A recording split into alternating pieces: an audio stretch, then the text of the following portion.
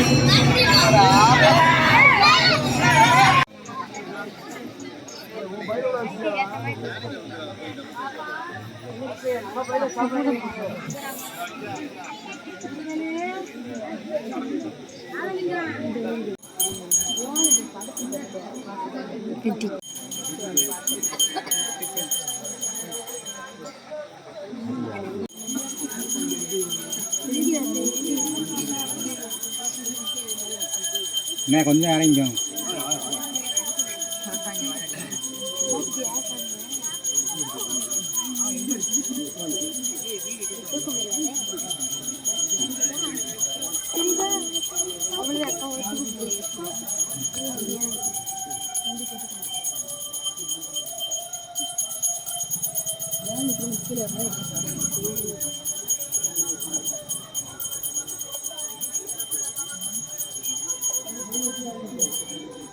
So அவ்வளோதாங்க. இப்படி தான் செம்ம சூப்பராக போச்சு. ஸோ சாமியெல்லாம் கும்பிட்டு எங்களுக்கு இந்த டே இப்படி தான் சூப்பராக போச்சு. உங்களுக்கு எப்படி போச்சுன்னு சொல்லிட்டு வீடியோ பிடிச்சிருந்தா மறக்காமல் சப்ஸ்கிரைப் பண்ணிக்கோங்க. பாய்.